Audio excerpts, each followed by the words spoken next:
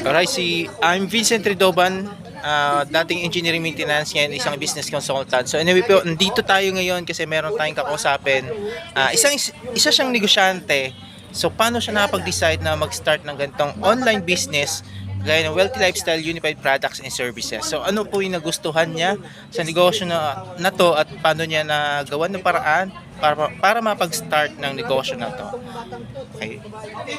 Hello po, good morning, good evening, and good afternoon sa lahat ng mga kapanood ng video na to ni Sir Vincent. So, by the way po, I'm Marica Rosales Tabaranza from General Tria. So, totoo po yung sinabi ni Sir Vincent, isa po akong negosyante. So, nasa construction field po kami. So, ayan, and syempre, bakit ko ba nagustuhan tong business na to, yung Wealthy Lifestyle and syempre yung Unified? Simple lang, kasi bakit? Kami is nasa field lagi. So, pwede ko siyang dala-dala kahit saan ka pumunta. Yun yung nagustuhan ko talaga dun sa business.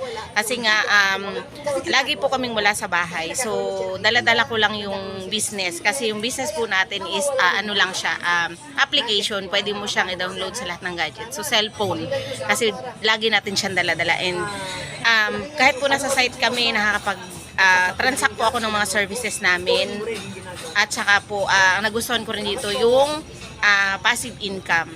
Diba? Na kahit tulog ka, kumikita ka. Yun, yung nagustuhan ko. And syempre, pwede ko siyang ipamana sa mga anak ko. And ano lang din ba yung paraan bakit ako nakapag-avail dito? Ako po is nangutang lang din ako. Negosyante, yes, pero hindi rin ganun kalaki naman yung kinikita. So ginawan ko talaga ng paraan, nangutang lang din ako para makapag-avail dito sa business na to. Kasi nga yung business natin is kakaiba siya sa lahat. Imaginin mo, may services ka na, may products ka pa.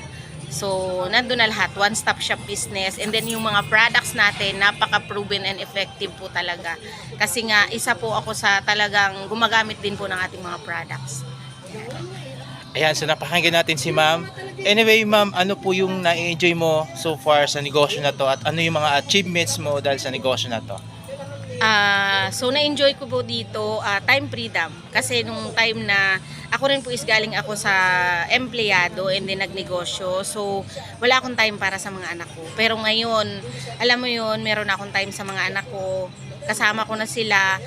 Dati kasi umaalis ako tulog, pag uwi ko tulog pa rin, pero ngayon kasama ko sila. And then ano ba yung na-enjoy ko dito? Grabe, isa na rin po ako sa talaga namang kasama sa mga travel na libre from the company, and syempre kumikita na rin dahil sa business na to. And kagaya ngayon, nandito po kami sa isang kainan dito sa Cavite. So kasama namin yung aming mga business partner. So yun yung na-enjoy ko na dito.